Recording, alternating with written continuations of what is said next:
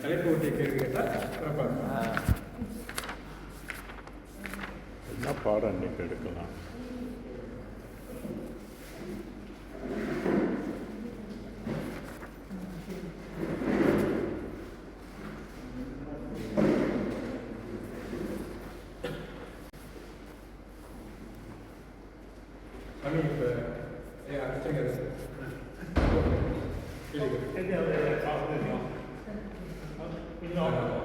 நடுவில் ஒரு இது பார்த்தேன் சாமி, பதிவு பார்த்தேன்.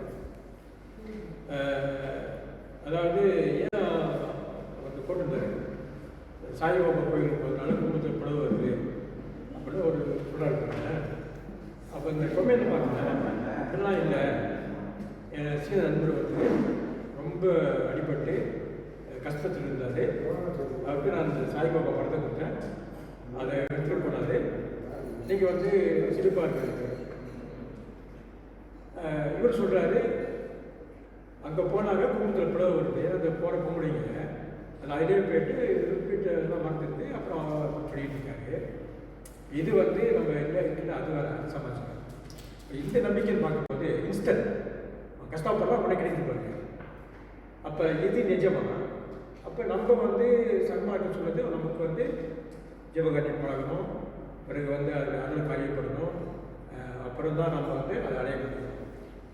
இப்போ மக்கள் வந்து இன்ஸ்டன்ட் விடுறாங்க, பாடம் ஒன்றும். அப்போ இருக்கும்போது இருக்குதா இப்போ நீங்கள் அதை பற்றி பேசுங்க. இப்போ நடைமுறையில் உள்ள மக்களின் தேவை, அவங்களுடைய இறைவனுடைய வழிபாடு, இப்போ சன்மார்க்கம் இருக்கு. இப்போ என்ன செஞ்சாக்கா இதை நம்ம அடைய முடியும், அது அவங்க சொல்கிற அந்த வந்து அடைய முடியும். இப்போ நம்ம விதிவசத்தால் கஷ்டப்படுறோம் இல்லைங்களா? அப்போ இங்கே சொல்கிறேன் நான் கஷ்டப்பட்டேன் கிடச்சிச்சு. நம்ம வந்து சன்மார்க்கத்தில் பார்த்தா சில பேர் கஷ்டப்பட்டே இருக்குது இல்லையா? அப்புறம் மற்றதில் யாருமே கஷ்டப்படலையா? இது வந்து தவறான கருத்துங்க. சரி, அதை விட்டு எல்லா மதங்கள்லேயும் கஷ்டப்படுறவங்க இருக்கிறாங்க, பிச்சைக்காரர்களும் இருக்கிறாங்க. வெள்ளைக்காரரில் கிறிஸ்தவங்கள்லேயும் பிச்சைக்காரர்கள் இருக்கிறாங்க, இஸ்லாமியர்கள்லாம் ஏழ்மைகள் உள்ளவங்களாம் இருக்கிறாங்க, பிச்சை எடுக்கிறவங்களும் இருக்கிறாங்க. மற்ற மதங்களில் உள்ளவங்களாம் நல்லா இருக்கிறாங்க அப்படின்னு சொல்கிறதுக்கு இல்லை. இது வந்து ஒரு தனிப்பட்ட மனிதனுடைய ஒரு சிந்தனை, எண்ணங்கள். இந்த குருவை கும்புறனால தான் நான் எனக்கு நல்லா இருக்கிறேன் அப்படின்னு சொல்கிறது இது உழைப்பு. எல்லாரும் உழைக்கணும். நல்லா உழைக்கிறவங்க, நல்லா சம்பாதிக்கிறவங்க நல்லா இருப்பாங்க. அது எந்த சாமியை கும்பிட்டாலும் சரி, கும்பிடலன்னாலும் சரி. சாமியை கும்பிடாதவங்க கூட நல்லா இருக்கணும். சாமி கும்பிட்டு தான் நல்லா இருக்கணும்னு இல்லை, உழைக்கணும். அவன் வந்து அவனுக்கு கடவுள் அறிவை கொடுத்துருக்கிறாரு, அறிவை கொடுத்து அவன் வந்து உழைக்கணும். உழைச்சானாக்கா அதுக்குரிய ஊதியத்தை கொண்டு அவனுடைய வாழ்க்கையை வந்து அவன் எதிர்படுத்திக்கணும். இந்த படத்தை கொடுத்தேன், இது வந்துருச்சு, அது பண்ணுறதுலாம் அது ஒரு நம்பிக்கையாக இருக்கலாம். இப்போ எவ்வளோ பேர் ஆக்சிடென்ட் ஆகுறாங்க, எவ்வளோ பேர் ஆஸ்பத்திரியில் போய் டாக்டருங்க எவ்வளோ பேரை யாரும் டாக்டரை கும்பிட்றது இல்லை இல்லைங்களா? டாக்டரை கும்பிடல, ஆனால் டாக்டரை எவ்வளோ பேர்த்த குணப்படுத்துற, எத்தனையோ பேர்த்த பெரிய பெரிய விபத்தில் இருந்ததில் ஆயுள் முடிகிற கட்டத்தில் உள்ளவனெல்லாம் டாக்டருங்க வந்து காப்பாற்றுறது ரொம்ப வெளிச்சமான ஒரு விஷயம் அது. ஆனால் அந்த டாக்டரை யாராவது கும்பிட்றாங்களா அப்படின்னா இல்லை. ஏன்? காப்பாற்றினது அவர் தானே, மருந்து கொடுத்ததெல்லாம் அவர் தானே, ஏன் அவரை கும்பிட்றதில்லை? இதுதான் மனிதனுடைய சிந்தனை. அவர் டாக்டர் குணப்படுத்துவார், ஆனால் நம்ம போயிட்டு ஏதாவது ஒரு படத்தை கொடுத்தோம்னா இதை வச்சுக்கிட்டானாக்கா இந்த படம் வச்சதுனால தான் நல்லா பூச்சிக்குவாங்க. அது அவங்களுடைய என்ன, அதை புரிதல்னு நம்ம எடுத்துக்கலாம். ஒவ்வொரு மனிதனுடைய புரிதல். அப்போ இன்ப துன்பம் என்பது பொது விதியாக இருக்குது. எந்த மனிதனாக பிறந்தாலே அவனுக்கு வந்து பொது விதியாக என்ன இருக்குன்னா இன்பமும் துன்பமும் இருக்குது. அவரவருடைய வினைகளை வந்து அவங்கவுங்க அனுபவிக்கணும் என்பது அந்த விதி வந்து யாரும் மறுக்க முடியாது இல்லைங்களா? இப்போ நம்ம சன்மார்க்கத்தில் இருந்து வணங்கினோடனே உடனே நம்மளுடைய விதியெல்லாம் போயிடுச்சா அப்படின்னா அதை நம்ம ஏற்றுக்கொள்ளவும் முடியாது. இருந்தாலும் நம்ம அந்த பிரபஞ்சத்துக்கிட்ட வந்து நம்ம வந்து உதவி கேட்கலாம். அது ஒரு வாய்ப்பு வந்து எல்லா மதத்திலும் இருக்குது. அவங்கவுங்க கும்புற தெய்வத்துங்கள்கிட்ட வணங்கள்கிட்ட அவங்களுக்கு வேண்டிய நன்மைகள், அவங்க வேண்டிய வழியாக ஒரு இதாக இருக்கலாம். நீங்கள் வெறும் தெய்வத்தை மட்டும் வேண்டிட்டு உழைக்கலைன்னா சொல்லுங்கள், வீட்டில் உட்காந்துட்டு இருந்தால் எல்லாம் வந்துடுமா? வராது இல்லையா? அப்போ அது ஒரு துணையாக நம்ம வச்சுக்கலாம். நம்மளோட உழைப்பு என்பது முக்கால்வாசி அங்கே வந்து உழைப்பு ரொம்ப ரொம்ப முக்கியமாக இருக்குது. ஆக விதி வசத்தால் வரக்கூடியது வந்து அதை தடுக்கிறதோ அல்லது குறைக்கிறதோ யார் கையிலையும் இல்லை. அது வந்து பிரார்த்தனை மூலமாக இறைவனுடைய விருப்பத்தினால் வினைகள் வந்து நீக்கப்படலாம் அல்லது குறைக்கப்படலாம், இல்லைங்களா? முற்றிலும் நீக்கப்படலாம் அப்படின்ற ஒரு மரபும் இருக்குது, முற்றிலும் இல்லாமல் பண்ணுறதும் இருக்குது. ஆனால் அது சாதாரண மக்களுக்கு உண்டா அப்படின்னா,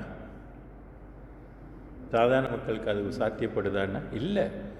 அப்போ அது யாருக்கு சாத்தியப்படுது அப்படின்னாக்க, இந்த வினைகளை நீக்குவதற்குன்னு நுட்பம் தெரிஞ்சவங்களுக்கு தான் அது முடியும். நுட்பம் தெரியாதவங்களுக்கு இப்போ ஒரு பாடல் இருக்குது பாருங்க, ஒருவன் முதலாளி உலகில் மற்றவன் தொழிலாளி, விதியை நினைப்பவன் ஏமாளி, அதை வென்று முடிப்பவன் அறிவாளி. அப்போ விதியை வென்று முடித்தவர்கள்லாம் யாருன்னா எத்தனை அறிவு உடையவர்கள்? 10 அறிவு உடையவர்கள் விதியை வந்து வென்றிருக்கிறார்கள். இப்போ நமக்கு என்ன தெரியும்னா, வள்ளலார் வந்து 12 அறிவை கொண்டு அவர் விதியை வென்றிருக்கிறார். இப்போ நம்மளாம் எத்தனை அறிவுக்குள்ளே நிற்கிறோம்? நம்ம 6 அறிவுக்குள்ளே இருக்கிறோம். விதியை நம்மளால் வெல்ல முடியுமானா வெல்ல முடியாது. அப்போ அதற்குரிய அறிவு எங்கேருந்து டேப் பண்ணுறது, அந்த அறிவு எங்கேருந்து எடுக்கிறது, எங்கேருந்து எடுத்திருக்கிறாங்க. வள்ளலாருக்கு முன்பு உள்ளவங்களுக்கு நம்ம போவோமே, அந்த சித்தர்களை வந்து நிலாக்கோடி சித்தர்கள் வந்து விதியை கடந்தவர்களாக இருக்கிறார், இல்லைங்களா? அப்போ அவங்களுக்கு அந்த நுட்பம் எப்படி கிடைச்சிது, எப்படி வென்றார்கள் என்ற ஒரு இதை நம்ம ஆய்வு செய்யும்போது அவர்கள் எல்லாம் என்ன சொல்கிறாங்க, ஜோதியின் துணை கொண்டு இறைவனுடைய அருளை கொண்டு தான் அதை முற்றிலுமாக ஒழித்தார்கள். முற்றிலும். இப்போ வள்ளலார் கூட சொல்வார், வெய்ய வினைகள் எல்லாம் வேரோடு வெந்தது அப்படின்னு சொல்லுவார். அப்போ எப்படி வென்றார், எதை கொண்டு அவர் வென்றாருன்னாக்க, அருட்பெரும் ஜோதியினுடைய அருளை கொண்டு. அப்போ வள்ளலாருக்கு முன்பு உள்ளவர்கள் அந்த எதை கொண்டு அவர்கள் வென்றார்கள் அப்படின்னா, அவர்களும் ஜோதியை கொண்டு தான் வென்றார்கள், அருளை கொண்டு தான் வென்றார்கள். நிலையால் நம்ம வந்து வேறுபடுத்தி பார்க்குறோம். வள்ளல் பெருமானுக்குரிய காலகட்டத்துக்குரிய அருளியல் வேறு, சித்தர்களுக்குரிய அருளியல் வேறு. ரெண்டுமே என்ன செய்ய வல்லது? வினையை அறுக்க வல்லது, வினையை நீக்க வல்லது, முற்றிலுமால நீக்க வல்லது. இப்போ சித்தர்கள் கையாண்ட சிஸ்டம் அது என்ன முறை, எப்படி அவர்கள் வென்றார்கள்னு ஒரு கேள்வி. இதுக்கு என்ன பதில் நம்ம சொல்லுவோம்? எப்படி சித்தர்கள் வந்து சொன்னாங்க நம்ம சொல்லுவோம், ஓகே, தவம் செய்தார்கள், அவர்களாம் தவம் செய்த, வள்ளலாரும் தவம் செய்தார், சித்தர்களும் தவம் செய்தார். இது காமனாக நம்ம சொல்கிறோம். தவம், ஒரு மனிதன் தவம் செய்தால் கூற்றமும் குதித்தலும் கைகூடும், நோற்றலின் ஆற்றல் தலைப்பட்டவருக்குன்னு திருக்குறள் சொல்லுது. யமனையே வெல்லலான்ற, இல்லைங்களா? அப்போ அதுக்கு என்ன செய்திருப்பார்கள்னாக்க தவம் அப்படின்னு வருது. தவம் என்ற ஒரு தலைப்பே வந்து வள்ளுவர் 10 தலைப்பு பாடல்கள் வந்து கொடுத்துருப்பார். தவம் செய்வார் தம் கருமம் செய்வார், மற்றவரெல்லாம் அவம் செய்வார் ஆசையுள் பற்றினர். அப்போ இந்த தவம் என்றதை நம்ம ஒரு தனித்துவமாக ஒரு பாடமாக படிக்கணும். வாட் இஸ் தவம் அப்படின்றது. இப்போ வள்ளலாரை எடுத்துக்கிட்டால் செய்த தவம் பலித்தது வேண்டும், இல்லையா? அது என்ன தவம், என்ன தவம்னா என்ன அப்படின்றது ஒரு கேள்வி. உற்ற நோய் நோன்றல் உயிருக்கு உருகன் செய்யாமை அற்றே தவத்திற்கு உரு அப்படின்பது திருக்குறள். மனிதனுக்கு உற்ற நோய் எது?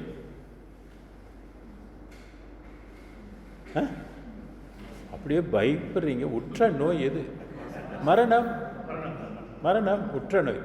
மற்ற நோய் எவ்வளோ? 4448 வகை நோய்கள் இந்த சரீரம் எடுத்தால் மனிதனுக்கு வரும் என்பது சித்தர்களுடைய கருத்து. சித்தர்களுடைய அறிவியலில் கண்ட ஒரு உண்மை. இந்த பாடிக்கு வந்து 4448 வகை நோய்கள். இதை வந்து 3 கேட்டகரியாக பிரிக்க முடியும்னு சொன்னாங்க. வாத நோய், பித்த நோய், ஸ்லேத் நோய். வாத பித்த ஸ்லேத் நோய் வேறுங்களா. ஸோ இதனுடைய பிரிவு தான் வந்து 4448 வகை நோய்கள். இதெல்லாம் மற்ற நோய். இதனுடைய முடிவு எங்கே கொஞ்சம் நிற்கும்? உற்ற நோயில் கொண்டாந்து முடியும். அப்போ எல்லாருக்கும் வரக்கூடிய உற்ற நோய் எதுன்னா மரணம். அது உற்ற நோய். இந்த நோயை மரணம் என்ற ஒரு நோயை கடந்து போவதற்கு என்ன செய்யணும்? உற்ற நோய் நோன்றல். நோன்றல்னா தவம். உற்ற நோய் நோன்றல். உயிருக்கு உருகன் செய்யாமை. உயிருக்கு உருகன் செய்யாமைனாக்க இதில் பூத விளக்கம் என்னன்னா மற்ற உயிர்களுக்கு எந்த துன்பமும் செய்யாது. இதைத்தான் உழவர்கள் எல்லாம் எழுதியிருப்பாங்க. இப்போ நான் என்ன சொல்கிறேன், இந்த உயிருக்கு உருகன் செய்யாமை என்பது வந்து 7வது தாதுக்கல்ல இருக்கிற உயிர். நான் சொல்கிற அர்த்தம் வந்து வேற, புலவர்கள் சொல்கின்ற அர்த்தம் வேற. நான் என்ன சொல்கிறேன், உயிர் எங்கே இருக்குது? சுக்கிலத்தில் இருக்குது. 36 தத்துவத்துக்குள்ளே உயிர் இருக்குது. ஆனால் அந்த உயிர் வந்து பிரஜைக்கு உற்பத்தி பண்ணுறதுக்கும் இருக்குது வேறுங்களா. அதே நேரத்தில் உயரத்துக்கும் அந்த உயிர் துணையாக இருக்குது. இதை தெரிஞ்சவங்க சித்தர்கள். தெரிஞ்சு அந்த உயிரை என்ன செஞ்சாங்க? வசப்படுத்தி கொண்டாங்க. எப்படி வசப்படுத்தினாங்க அப்படின்னு கேட்டால், அது வந்து எத்தனாவது தாதுக்கள் எங்கே இருக்குது? 7வது தாது. நம்ம உண்ட உணவு வந்து என்னவா மாறும்? ரசமாக மாறும், இரத்தமாக மாறும், மாமிசமாக மாறும், கொழுப்பாக மாறும், எலும்பாக மாறும், எலும்புச்சோறாக மாறும். 12-13 வயசு வந்தனே தான் சுக்கிலமாக மாறும். ஓகேயா? இது 7 தாதுக்கள் சொல்கிறது. ஔவையார் கூட சொல்லியிருப்பாங்களே, தொக்குதிரத்தோடு நினம் என்பு செற்கில தாதுக்கள் 7ன்னுவாங்க. ஸோ இதெல்லாம் சித்தர்கள் கொடுத்த பாடங்கள் நமக்கு. இந்த 7வது தாதுல தான் என்ன இருக்குன்னா உயிர் இருக்குது. அதனால தான் பிரஜைகள் உற்பத்தி பண்ணுற நம்மளால் முடியுது. நம்ம விரும்பியவர் ஒரு குழந்தையோ 2 குழந்தையோ 3 குழந்தையோ யார் பெற்றுக்கிறோம்? நம்ம தானே பெற்றுக்கிறோம் இல்லைங்களா? வாரிசு வேணும்னு சொல்லி நம்ம பெற்றுக்கிறோம். அப்போ பெற்றுக்கிறதுக்கு கடவுள் அனுமதி கொடுத்துருக்கிறார் இல்லையா? உயிர் வேணும் இல்லையா? அப்போ யாரை கொண்டு இந்த உலகத்துக்கு உயிர் உற்பத்தி பண்ணுறாரு, கொண்டு வர்றாரு? மனிதனை கொண்டு தான். வேறு யாரும் மனிதனை கொண்டு வர முடியாது. மனிதன் தான் மனிதனை கொண்டு வர முடியும். அதுக்குரிய படைப்பு தான் ஆணும் பெண்ணும். விலங்குல இறைவனும் ஆணும் பெண்ணாக இருக்கிறார். அம்மையா அப்பனமாக இருக்கிறார். கீழ்நிலையில் வந்து மனிதனாக இருக்கிறார். ஆணாகி பெண்ணாகியும் இருக்கிறார். மனித படைப்பு. சரிங்களா? ஓகே. இப்போ அந்த உயரத்துக்கு அல்லது வினைகள் எல்லாம் வெல்றதுக்கு அந்த உயிர் என்பது என்ன மயமாக இருக்குது? இல்லை அந்த உயிர் என்ன மயமாக இருக்குது? கட்டி மயமாக இருக்கா? நீர்க்கூறா இருக்கா? அக்னிக்கூறா இருக்குதா? நீர்க்கூறில் இருக்குது. ஆனால் அந்த உயிர் என்ன கூறாக இருக்குது? அக்னி, ஒளிக்கூறாக இருக்குது. அப்போ ஒளி எதுக்குள்ளே இருக்குது? ஒளி தண்ணிக்குள்ளே இருக்குது. அப்போ அந்த ஒளி தான் உயிர் ஒளின்னு சொல்கிறது. அந்த உயிர் ஒளியை வந்து வசப்படுத்தணும் நம்ம அப்படின்னாக்கா அது இருக்கிறது வந்து என்ன கூறுனா உடல் கூறு. இதெல்லாம் என்ன கூறு? உடல் கூறு. நம்ம வந்து எக்ஸ்பிளைன் பண்ணலாம், இதெல்லாம் கண்டுபிடிக்கலாம், படம் பிடிக்கலாம், எக்ஸ்ரேலாம் எடுத்து பார்க்கலாம் இது. ஆனால் உள்ளக்கூரை பார்க்க முடியாது. உள்ளக்கூறு வேறு, உடல் கூறு வேறு. அப்போ உயிர் என்ன செய்யுதுன்னா, உடல் கூறு வந்து உயிரை உற்பத்தி செய்து கொடுத்து கொண்டே இருக்குது. 13 வயசுலேருந்து அது ஸ்டார்ட் பண்ணுது. சிலருக்கு 12 வயசுலேருந்து பெண்களாக இருந்தால் ருது வரும் இல்லைங்களா? மூப்படைஞ்சிருச்சுன்னு சொல்லுவாங்க. ஆண்களுக்கு வந்து வெந்து உற்பத்தி ஆயிடுச்சு அப்படின்னு சொல்லுவாங்க. ஓகே. இந்த இதை வந்து எப்படி நீர்க்கூறுலேருந்து பிரிக்கிறது? அது நீர்க்கூறில் இருக்குது. இப்போ பிரிக்கணும். எப்படி பிரிக்கிறது? டெக்னிக் என்ன? எவ்வளோ பாடம் நம்ம கேட்டு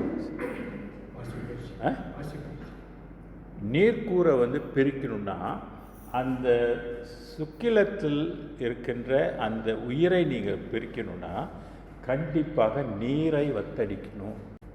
முட்டையில் மீன் இருக்குது, மீனை பிடிக்கணும்னா சுலபமான வழி என்ன? நீரை இறக்கி விட்டாக்க மீன் மாட்டிக்கும். விலங்குல சிம்பிளாக சொல்லணுன்னா இப்படி தான் சொல்லணும். அப்போ அந்த நீரை வந்து வத்தடிக்கிறதுக்கு என்ன தேவை?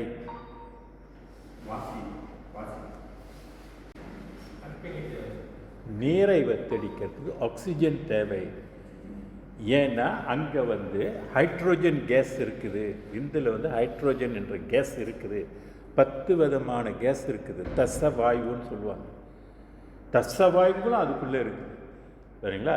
அப்போ ஹைட்ரோஜன் அங்கே இருக்குதுனாக்க அந்த இடத்துக்கு என்ன தேவை அப்படின்னு கேட்டிங்கனாக்கா ஆக்சிஜன் தேவை, பிராணவாயு தேவை. பிராணவாயு அந்த இடத்துல போய் கூடும்போது என்ன ஆகும் அப்படின்னாக்கா சூடு அதிகமாக ஆயிரும், வெப்பம் அதிகமாக ஆயிரும். வேலைங்களா? வெப்பம் அதிகமாக ஆகும்போது என்ன ஆகும்? நீர் ஆட்டோமேட்டிக்காக இப்போ பானையில் தண்ணி வச்சுருக்கீங்க, கீழே அடியில் நீங்கள் கேஸை திறந்து பற்ற வச்சிங்கன்னா தண்ணி என்ன ஆகும்? தண்ணி சுண்டி போயிடும். பால் காய்ச்சினீங்கன்னா பால் சுண்டி போயிடும். விலைங்களா? அதுபோல் இந்த காற்று ஆக்சிஜனை நீங்கள் அங்கே கொடுக்க கொடுக்க கொடுக்க கொடுக்க அங்கே இருக்கிற அந்த நீர்க்கூறு வந்து வற்றி போகும். நீர்க்கூறு வற்றி போனால் அங்கே என்ன மிச்சம் இருக்கும்? என்ன பேலன்ஸ் இருக்கும்? உயிர் தான் பேலன்ஸ் இருக்கும். அந்த உயிர் ஒளி தான் பேலன்ஸு. அந்த உயிர் ஒளியை என்ன செய்வாங்க? திருப்பி நீங்கள் அந்த இடத்துல இருந்து மூலாதாரத்திலிருந்து நீங்கள் உள்ள கூட்டுக்கு கொண்டு போக முடியுமானா கொண்டு போக முடியாது. அப்போ எங்கே வரணும்? அது கரெக்டு நேராக புருவமத்திக்கு வரணும். அப்போ புருவமத்திக்கு வர்றதுக்கு அவங்க என்ன செய்யணும்? சித்தர்கள்லாம் என்ன செஞ்சாங்க? இல்லை, நான் இன்னும் டீட்டெயில்ஸாக கேட்குறேன். சூரிய கலையில் தான் அதை வத்தடிக்க முடியும். ஆக்சிஜன் வந்து சூரிய கலையில் தான் கொண்டு போகணும். சந்திரக்கலை அங்கே பயன்படுத்த முடியாது. ஏன்னா அந்த சந்திரக்கலையினுடைய சிஸ்டம் வந்து அங்கே போகாது.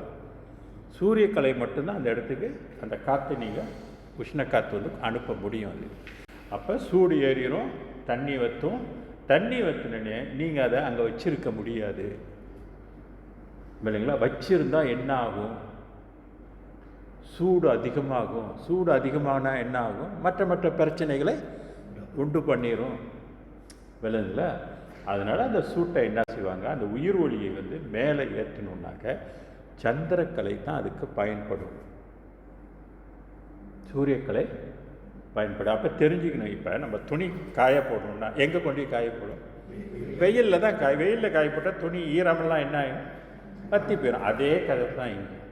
சூரியக்கலையினுடைய காற்று அங்கே போகும் பொழுது அங்கே இருக்கிற நீர் காஞ்சி போயிடும். நீர் காஞ்சி போச்சுனாக்க அங்கே வந்து உயிர் ஒளி இருக்கும். உயிர் அது உயிர் என்பது ஒரு ஒளி. அந்த ஒளியை வந்து சந்திரக்கொலை கொண்டு போய் என்ன செய்யணும்னா ஊதி அதை வந்து புஷ் பண்ணுவாங்க. இப்போ மெக்யூரி இருக்கு இல்லையா?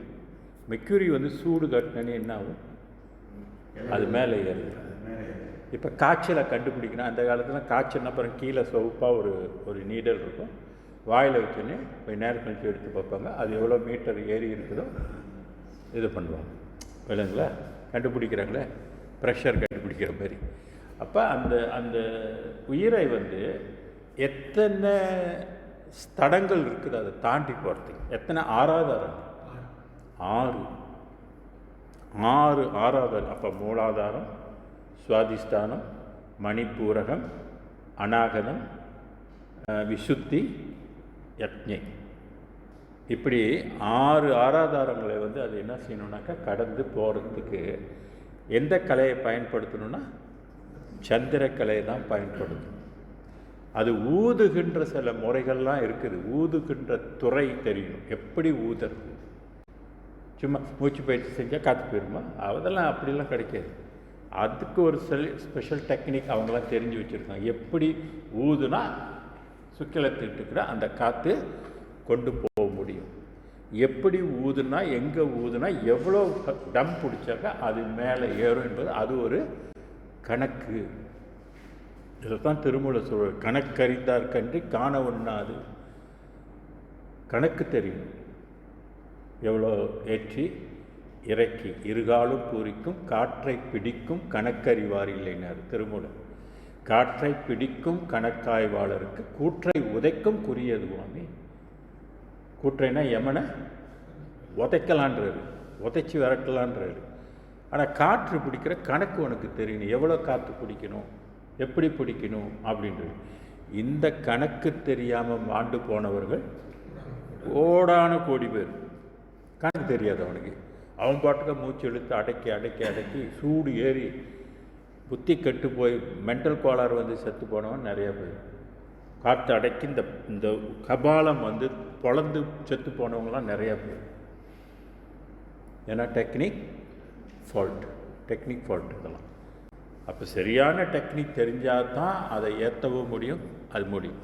அப்போ சந்திரக்கலையை கொண்டு, அதாவது இடதுகளை கொண்டு மேலே ஏற்றும் போது அந்த உயிர் ஒளி வந்து எந்த நாடியில் போகும் அப்படின்னு கேட்டாக்க ஒரே ஒரு நாடி தான் பயன்படுத்த முடியும். பாடிக்கு எத்தனை நாடி இருக்குது பாருங்க, எல்லாம் மறந்துட்டுங்க. 72,000 நாடிகள் பாடியில் இருக்குது. இஷ்டத்துக்கு எந்த நாடிலையும் அது போக முடியுமா அப்படின்னா முடியாது. ஒரே ஒரு நாடி தான். அந்த 72,000 நாடியை தான் வந்து ஔவையார் வந்து 10 நாடியாக அதை வந்து இது பண்ண நாடி தாரணைன்னு சொல்கிறது. இதில் இருக்கும் பாருங்க, நாடி இடைகளை பிங்களை சுழிமுனை கந்தாரி அத்தி சிங்குவை அலப்புடை புருடன் சங்கினி குகு. அதான் 10 விதமான நாடிகள். 10 விதமான வாயுவும் இருக்குது, 10 விதமான நாடிகள். அந்த நாடியில் வந்து சுழிமுனை மூன்றாவது ஒன்று இருக்கு பாருங்க, சுழிமுனை அப்படின்றது. இதை கொஞ்சம் அப்படியே நவுத்தி வைங்க, அப்போ தெரியும்ல.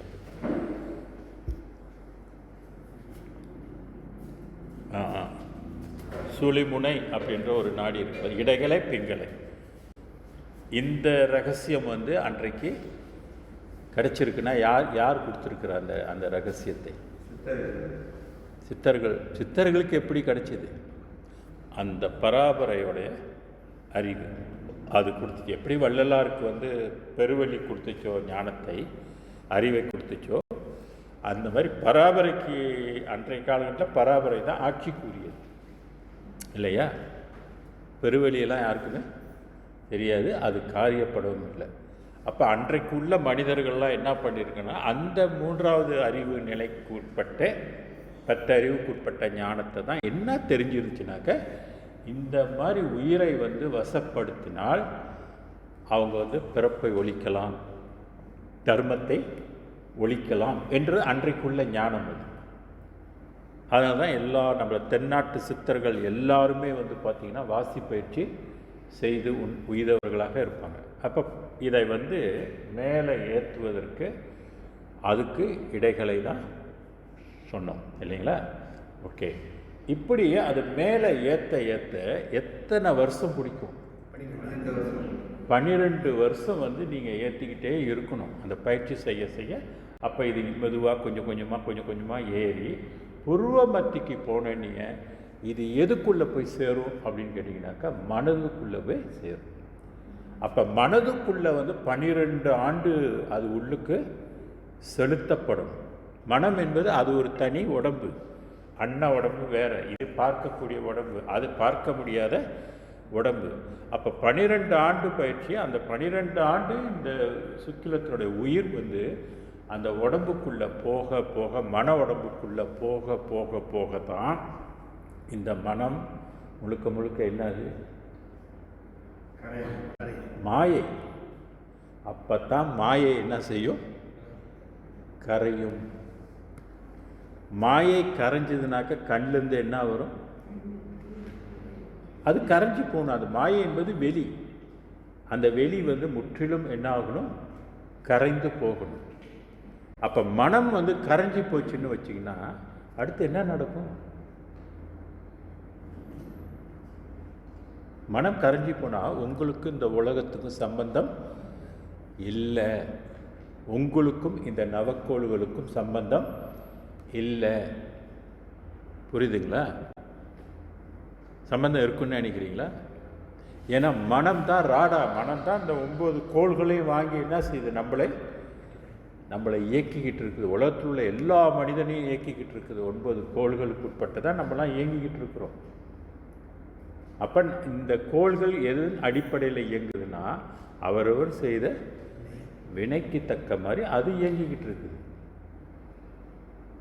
இதுதான் மனிதனை இப்படி தான் இறைவன் இயக்கி கொண்டு இருக்கிறான். இதற்கு அப்பாற்பட்டு தான் அந்த பிரபஞ்சம். கடவுள் என்ன செய்கிறாரு? சாட்சி சொரூபமாக இருக்கிறார், சாட்சியாக இருக்கிறார். ஆனால் செயல்படுத்துறதெல்லாம் யார் செயல்படுத்துகிறா? கோள்கள் செயல்படு. கோள்களோட வைப்ரேஷன், கோள்களுக்கும் நமக்கும் என்ன இருக்குன்னாக்க தொடர்பு இருக்குது. அந்த தொடர்புலேருந்து நம்ம விடுபட முடியாது இல்லைங்களா? இப்போ சித்தர்கள் எப்படி விடுபட்டாங்க? ஏன்னா 12 வருஷத்துக்குனுடைய உயிர் சக்தியை அவங்க உள்ளக்கூட்டில் கொண்டு போய் வசப்படுத்துறதுனால இந்த உள்ளம் கரைஞ்சி போகிறதுனால கோள்கள்கிட்ட எஸ்கேப் ஆகிட்டாங்க இல்லைங்களா? ஓகே, அடுத்து என்ன நடந்தது? மனம் எத்தனை தத்துவம்? 36 தத்துவம். தத்துவத்திலிருந்து என்ன ஆனாங்க? கரைஞ்சி போனாங்க. அப்போ அந்த உயிரும் என்ன ஆயிடுச்சு? உயிரில் உள்ள ரெக்கார்டும் என்ன ஆயிடுச்சு? அதுவும் போச்சு இல்லைங்களா? அப்போ அவங்க என்ன உயிராக இருக்கிறாங்க? உயிரும் போச்சு அப்படின்னா அவங்க என்ன உயிராக இருப்பாங்க? பராபரை உயிராக இருப்பாங்க. இப்போ வள்ளலார் என்ன உயிராக இருக்கிறார்? அருட்பெருஞ்சோதி உயிராக இருக்கிறார். நம்ம வேற உயிராக இருக்கிறோம், அவரு வேற உயிராக இருக்கிறார். அவரும் நம்மள மாதிரி உயிராக தான் பிறந்தார், நம்ம உயிராக தான் இருந்தார். ஆனால் இறைவன் அவரை என்ன செஞ்சிட்டார்? அந்த உயிரை மாற்றிட்டார். பாடத்தில் நம்ம படிச்சிருக்கிறாரு. உயிரையும் அது என்ன ஆக்கிருச்சுனாக்க மாற்றிருச்சு, உள்ளத்தையும் மாற்றிருச்சு. அப்போ இதே தானே சித்தர்களுக்கும் நடந்திருக்கும். அப்போ பராபரை சித்தர்கள்னு ஏன் சொல்கிறேன் அப்படின்னா பராபரை உலகத்து வாசிகள் விளக்குங்களா? ஸோ ஆட்டோமேட்டிக்காக தத்துவம் எல்லாம் அவங்களுக்கு என்ன ஆயிடுச்சுன்னா கடந்து போயிட்டாங்க. மொத்தம் எத்தனை தத்துவம்? இதையும் தத்துவம் 36 தத்துவங்கள். தத்துவத்திலேருந்து அவங்களாம் என்ன ஆயிட்டாங்க? விடுபட்டாங்க. அப்போ என்ன தத்துவமாக அவங்களாம் இருக்கிறாங்க? ஒளி தத்துவம். அப்போ மனிதன் என்னவா ஆகிறாங்க? ஒளியா ஆகிறாங்க. இப்போ வள்ளலார் என்ன ஆனார்? ஒளியா ஆயிட்டார். சித்தர்களும் ஒளியானாங்க சரிங்களா? இப்போ சில சித்தர்கள் உடம்பு உடம்பாக இருந்து இறந்து போனாங்க. ஆனால் உள்ளுக்கு என்னவா மாறிட்டாங்க? ஒளி. இப்போ புத்தர்லாம் எடுத்திங்கனாக்கா புத்தர் இறந்தவர் தான். இயேசுநாதர்லாம் இறந்தவங்க, குருநானக்லாம் இறந்தவங்க, மனிதனாக இருந்து இறந்தவங்க. உடம்பு ஒளியாக ஆச்சு அவங்களுக்கு இல்லையே. இயேசுநாதர் குருசிஃபை பண்ணாங்க, சிலுவையில் தானே அறைந்தாங்க. புத்தரையும் அப்படி தானே இறந்து தானே போனார், புதைச்சாங்க. அப்போ மத தலைவர்கள் எல்லாம் உடம்பை ஒளியாக்கலை, ஆனால் உள்ளத்தை ஒளியாக்கி கொண்டாங்க. இப்போ சித்தர்களெல்லாம் உடம்பையும் உள்ளத்தையும் என்ன ஆக்கிட்டாங்க? ஒளியாக்கிட்டாங்க. அதே மாதிரி வடலூரில் உள்ள வள்ளலாரும் என்ன செஞ்சார்? உடம்பை ஒளியாக மாற்றிட்டார். ஸோ இதுதான் டெக்னிக், புரியுதுங்களா? அப்போ இதை 12 ஆண்டுகள் அவங்க தவம் செஞ்சு அவங்க என்ன செஞ்சாங்கனாக்க எல்லா தத்துவத்திலும் இருந்து விடுபட்டாங்க. அவங்களுக்கு வினைகள் உண்டா அப்படின்னா வினைகள் இல்லை. வினைகள் எல்லாம் கடந்துட்டாங்க. எவ்வளோ செஞ்சுருந்தாலும் இதை ஒரு சுருக்கமாக ஒரு சித்தர் பாடுவார். 5 3 8 படிச்சிருக்கீங்களா? சேவக்கியம் 5 3 8 இது என்னது? 5 3 8 5 + 3 கூட்டுனா 8 8 தானே. ஏன் 8 சொன்னார்? 7 வரைக்கும் 7வது தாது. அந்த 7வது தாதை நீ சுத்திப்படுத்திட்டுனாக்க 8 8 அகரம். அகரம் தமிழில் அகரத்துக்கு 8, உகரத்துக்கு 2, 8 2 இல்லைங்களா? அதே தான் இங்கே 8 2ன்னு வச்சாங்க அவங்க. அப்போ அந்த 8 5 3 8 அந்த 8 தான் ஒளி. ஓகேங்களா? அனாதியான மந்திரம். என்ன அர்த்தம்? அனாதியான மந்திரம். அனாதியான மந்திரம்னா என்ன?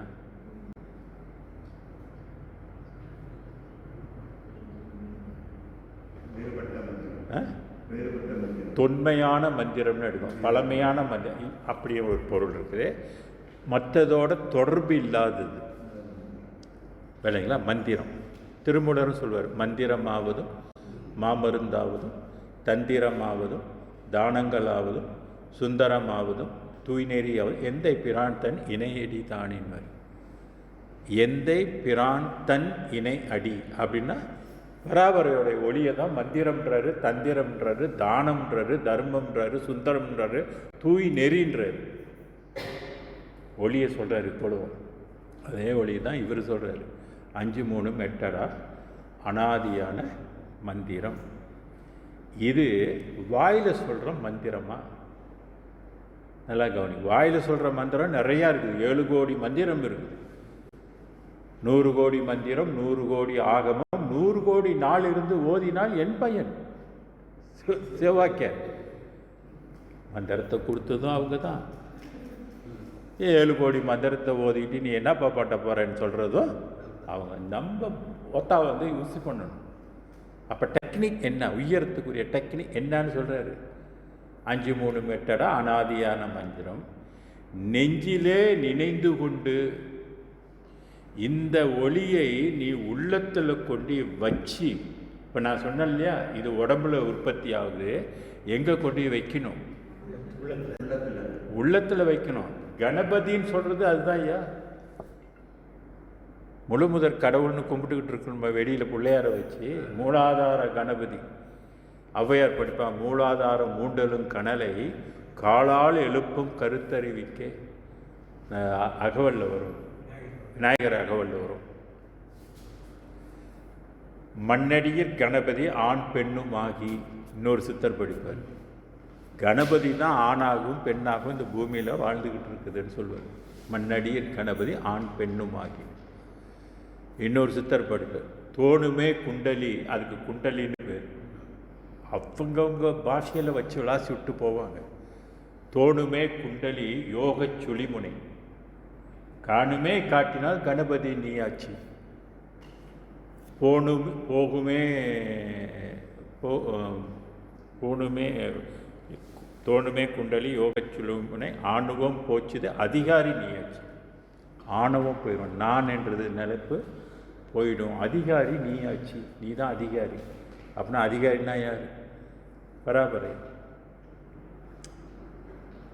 அவங்கவுங்க பாஷையில் அவங்கவுங்க இஷ்டத்துக்கு சொல்லிட்டு போகிறது தான் சித்தர்களுடைய பாஷை. நம்ம தான் அது பாஷையை வந்து புரிஞ்சுக்கணும்.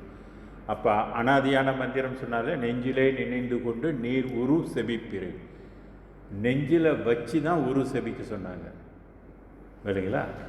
இப்போ அருப்பெருஞ்சோதியும் அதே தான். இப்போ நம்மளை வாயில் துதிக்கணும், ஆனால் உள்ளுக்கு வந்துட்டாரா? உள்ளுக்கு வரல. இப்போ வள்ளலாரும் அதே அருப்பெருஞ்சோதி தான் சொன்னார், ஆனால் ஒளி ஆகிட்டார். ஏன்? கருவிலே வந்து கலந்துட்டார். நம்ம பிள்ளையாருக்கு ஒரு பாட்டு படிக்கிறோம்ல, 5 கரத்தனை ஆணை முகத்தனை இந்தின் இளம்பிறை போலும் எயிற்றினை நந்தி மகந்தனை ஞான கொழுந்தினை எங்கே வச்சு போட்டணுன்னாரு? புந்தியில் வச்சு போட்டணும்னு சொன்னார். யார் புந்தியில் கொண்டு போய் வச்சா? இப்போ தெரியுது யார் அந்த இடத்துல இருக்க. சுக்கிலத்தில் உயிருக்கு என்ன பேர்? கணபதி. கணபதி மூலாதார, அதான் மூலாதார கணபதி. நீங்கள் கோயிலில் போனீங்கன்னாக்க கொடி மரத்து கீழே வச்சுருப்பாங்க பாருங்கள், ஒரு சின்ன விநாயகர் கூட வச்சுருப்பாங்க. அதான் அந்த கொடி மரம் தான் நம்மளுடைய முதுகுத்தண்டு, இல்லைங்களா? அதுக்குள்ளே என்ன கட்டியிருப்பாங்க? ஒரு கயிறு கட்டியிருப்பாங்க. அதான் சுழிமுனை. சுழிமுனை நாடி. அந்த கயிறை தான் சுழிமுனை நாடி வச்சுருப்பாங்க. மேலே என்ன கட்டியிருப்பாங்க? மணி கட்டியிருப்பாங்க, இல்லைங்களா? 5 மணி இருக்கும், இல்லைன்னா 10 மணி இருக்கும். 8 2 கூட்டினா 10 தசை ஓசை அது. அப்போ இதெல்லாம் நம்ம உடம்புல இருக்கிறத தான் கோயிலாக வந்து கட்டி அங்கே வச்சு நமக்கு மேப் காட்டிக்கிட்டு இருக்கிறாங்க. அதை தான் கொடி மரத்திட்ட விழுந்து வணங்கணும், புரியுதுங்களா? வணங்கிட்டால் மட்டும் குண்டலி ஏறிடுமா? குண்டலி ஏறாது. அந்த கொடி மரத்துக்குன்னு பாருங்கள் ஸ்பெஷல் பூஜைலாம் நடக்கும். திருவிழா டைம்லலாம் பாருங்கள், கொடி மரத்துக்குன்னு பூஜை. 3ஆவது நாளில் அப்புறம் அந்த கொடி இறக்குவாங்க அந்த இடத்துல. அவ்வளோ முக்கியம் வந்து அந்த கொடி மரம். ஏன்னா அதுதான் வந்து இந்த சுக்கிலம் மேலே ஏறுவதற்குரிய வித்தை அதுதான் அங்கே தான் வச்சுருக்குது. அதை தான் மூலாதார கணபதின்னு சொல்வது. அவர் மேலே போயிட்டார்னாக்கா உச்சிட்ட கணபதின்னு பேர் அவருக்கு. அவர் ஊர்ந்து செல்றதுனால தான் அவருக்கு ஊர்த்துவ கணபதின்னு பேர் இல்லைங்க. எல்லா செல்வமும் கொடுக்கறதுனால தான் அவர் தான் லட்சுமி கடாட்சம், லட்சுமி கணபதின்னு, வீர கணபதின்னு.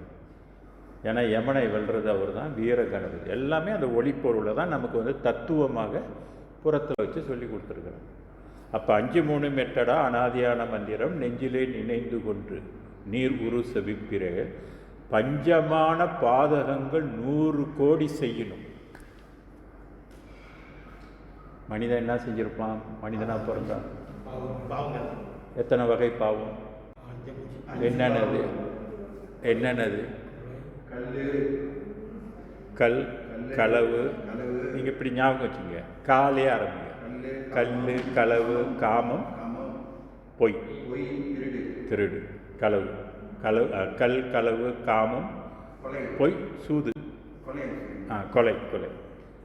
மொத்தம் 5. இதைத்தான் பஞ்சமா பாவங்கள். எவ்வளோ செஞ்சுருப்போம்? பஞ்சமாக நம்ம பாவம் செஞ்சிட்டாக்க அந்த பாவம் வந்து யாருக்கும் தெரியலன்னா காணா போச்சா? யாருக்கும் தெரியாதா? நினைக்கிறோமா? எங்கே பதிவாயிடும்? உயிரில் பதிவாயிரும் இல்லைங்களா? எல்லா பாவமும் எங்கே இருக்கும்? ரெக்கார்டு பதிவு. இப்போ சிசி கேமரான்னு சொல்கிறாங்க இல்லையா? அது சிசி கேமரா என்ன பண்ணும்? அது பல நாட்களோட இதை வந்து அது பதிவு செய்து கொள்ளும். கடவுளுடைய ஒளியில் வந்து எவ்வளோ பதிவு இருக்குன்னு தெரியுங்களா? எத்தனை ஜென்மத்தினுடைய பதிவு உள்ளுக்கு இருக்கும். உங்களால் அழிக்க முடியுமா? அதை அழிக்கவே முடியாது. அதான் வினை என்பது ஒரு தனி பாடம். அது வினைனா என்ன? அதெல்லாம் தனியாக ஒவ்வொரு சித்தர்கள் படித்த பாடங்களெல்லாம் நம்ம கோர்வைப்படுத்தி வினையை பற்றி ஒவ்வொரு சித்தர்கள் என்னான்னு சொல்லியிருக்கிறாங்க. அதை எப்படி நம்ம சூழ்ச்சி பண்ணுறது? அகஸ்திய முனிவர் சொல்வார், பூசிக்க ஒட்டாது மனந்தான் ஐயா, போதங்கள் மீதேறி சொல்லொட்டாது, காசிக்கு போனாலும் தீர்க்கொட்டாது, கர்மவினை தன்னை விட்டு போமோம் ஐந்தான்வர். கர்மவினை தன்னை விட்டு போமோம் ஐந்தா. தேசிகண்டன் திருவருளை நாடொட்டாது, செப்பரிய 2 எழுத்தின் சோதிதானினர். இல்லைங்களா? இந்த மனம், இந்த உயிர் வந்து இறைவனை அடைவதற்கு விடாதான். ஏன்னா வினை தடுக்குமா? இதைத்தான் திருவள்ளுவரை என்ன சொன்னார்?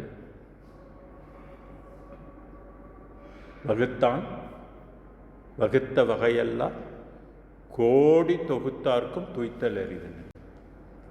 என்ன அர்த்தம்?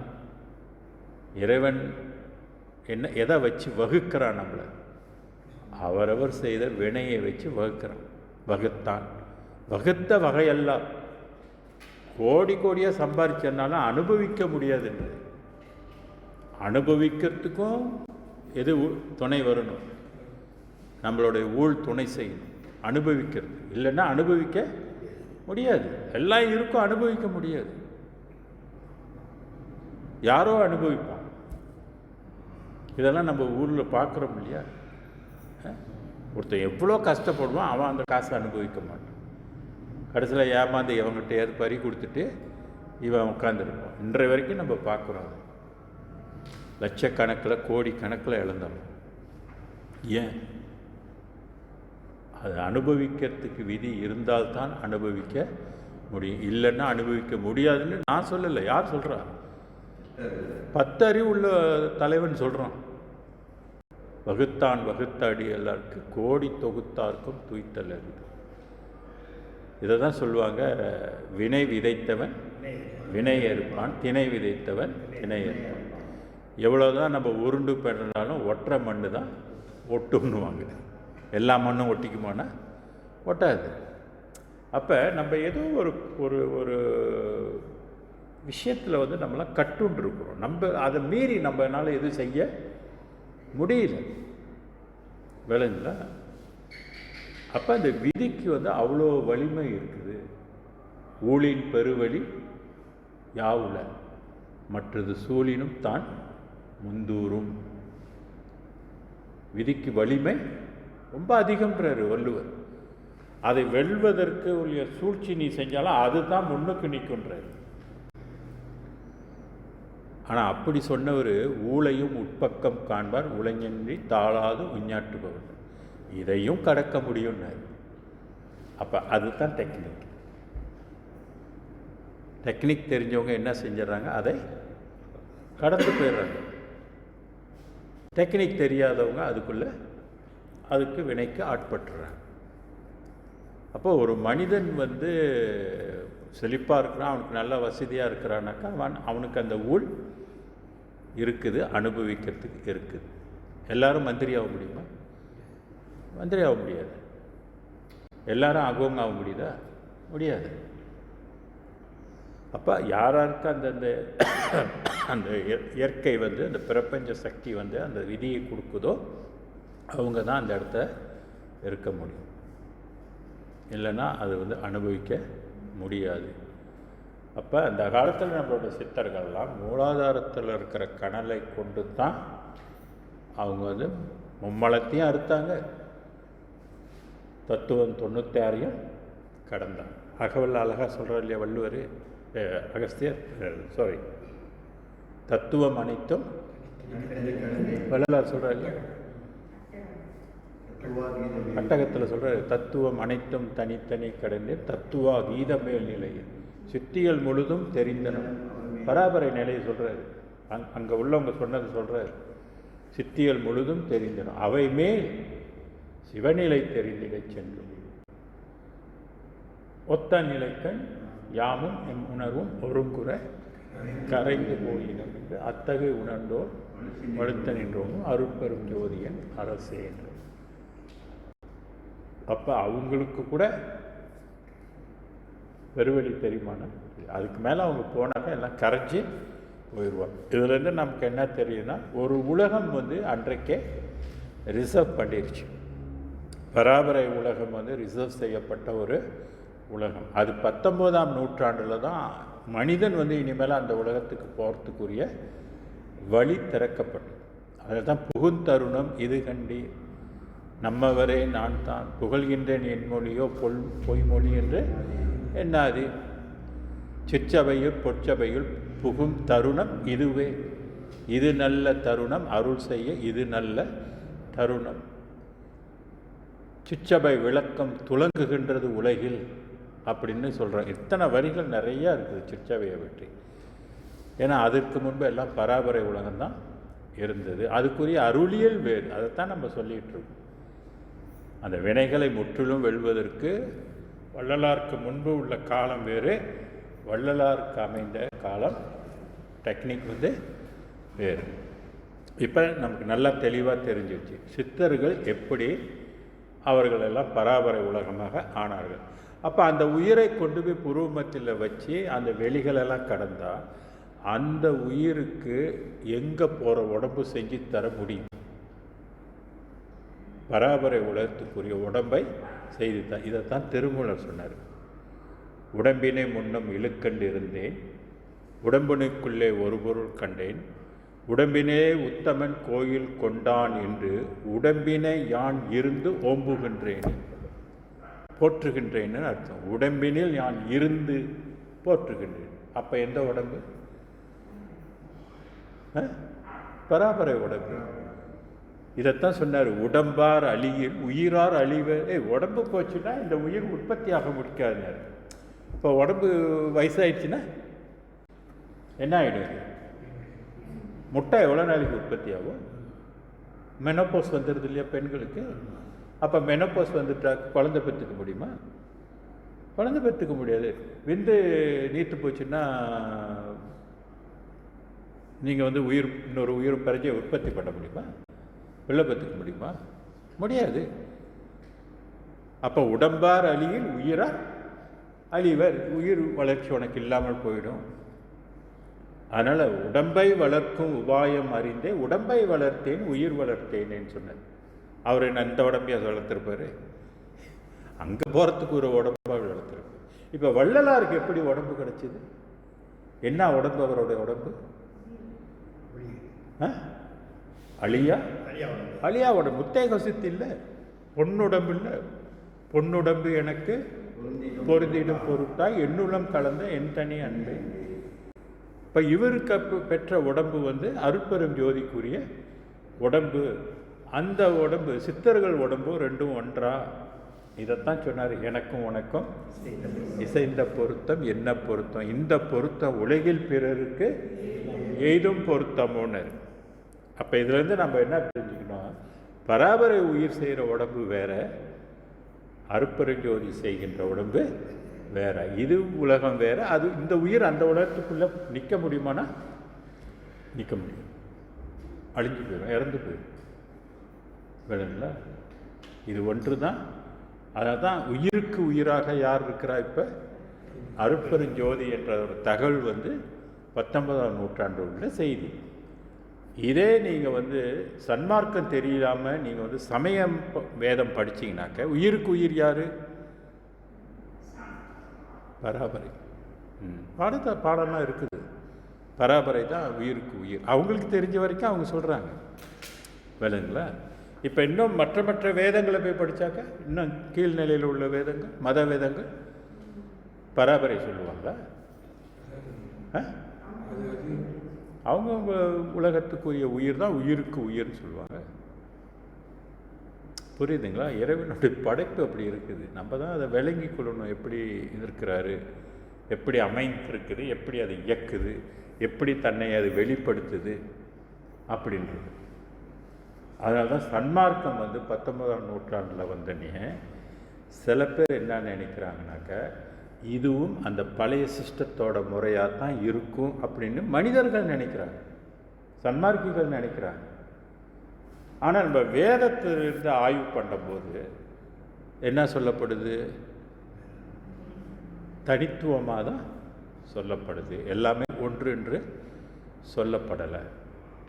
உயிருக்கு உயிராக எது இருக்குது அப்படின்றத இங்கே வந்து 103வது பக்கம் போய் பாருங்கள்.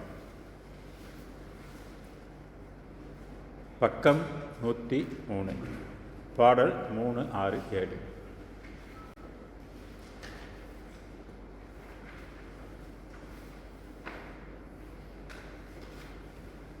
திரு உடையாய். என்ன அர்த்தம்? திரு உடையாய்.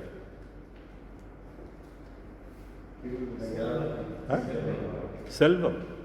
திரு என்றால் செல்வம். திருமகள் செல்வம். திரு உடையாய், சிறப்பு உடையதுன்னு எடுத்துக்கொள்ளலாம். திரு என்ற சொல்லுக்கு பல. திரு திரு உடையாய். சிற்றபை வாழ் சிவபதியே. சிற்றபை வாழ், சிற்றபையில் வாழ்கின்ற சிவபதியே யாரை குறிக்குது? அருட்பெரும் ஜோதி. எல்லாம் செய்ய வல்ல தனித்தலைமை சித்த சிகாமணியே. அவர் என்ன செய்ய முடியாது? எல்லாம் செய்ய முடியும்.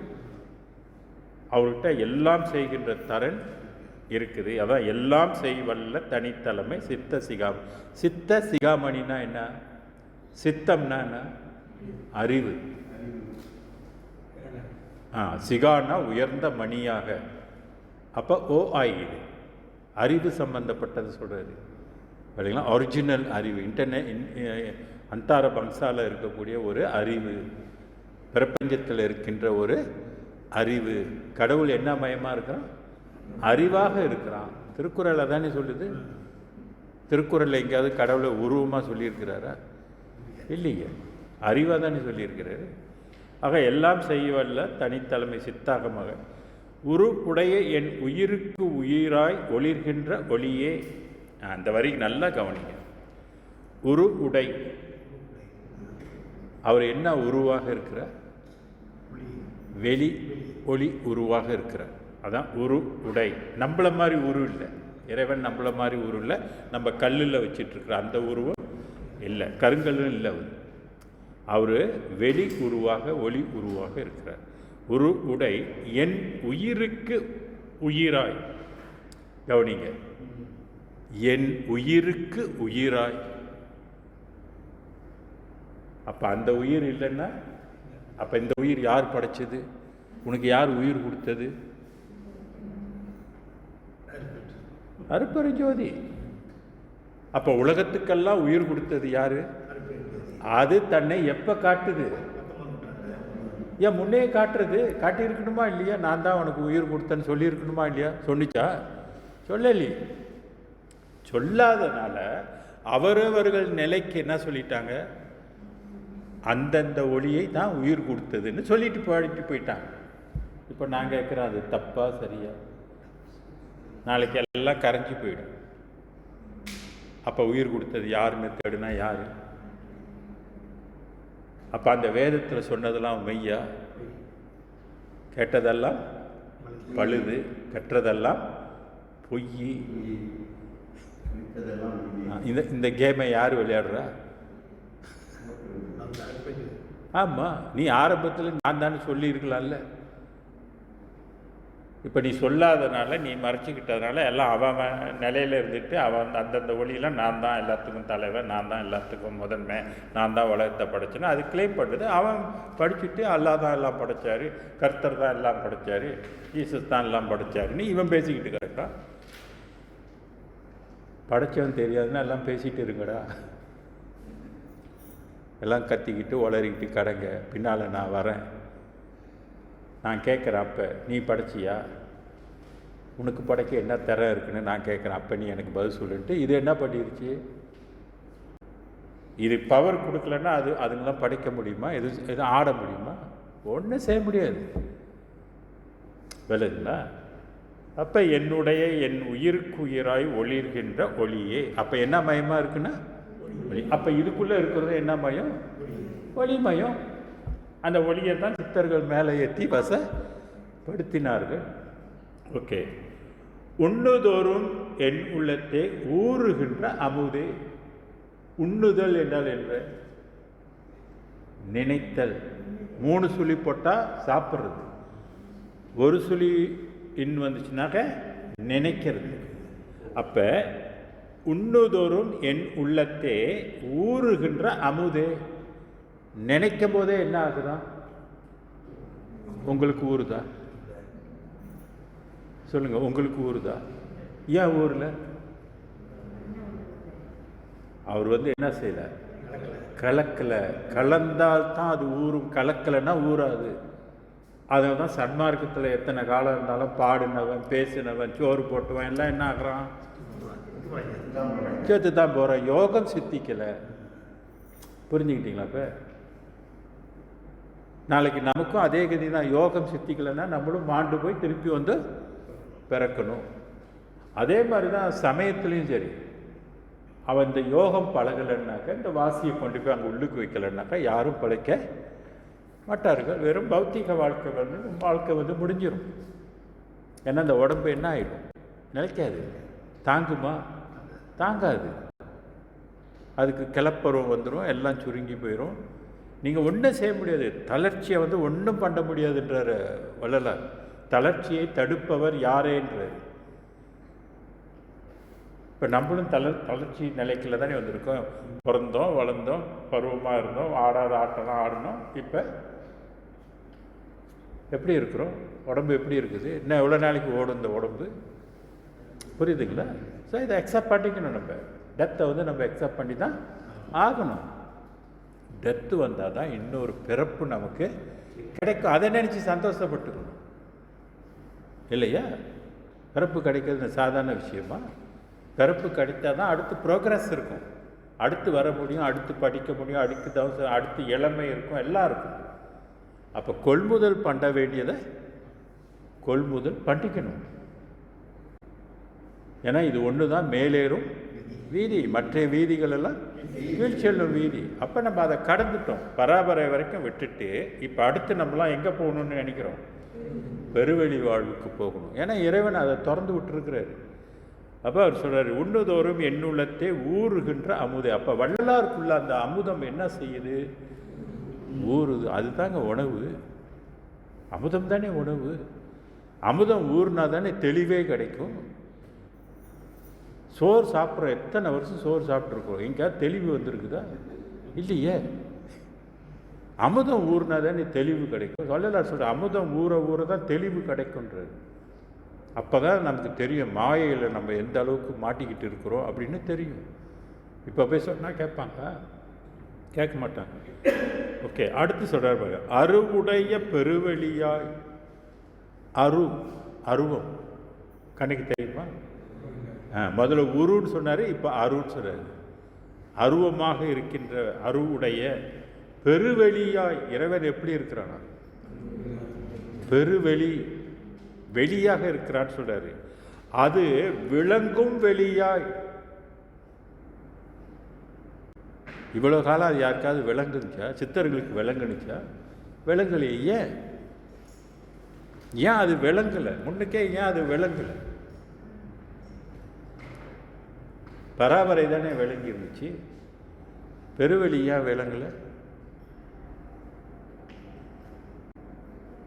என்ன ஏன் நீங்களாம் யோசிக்கிறீங்க? ஏன் விளங்கலை?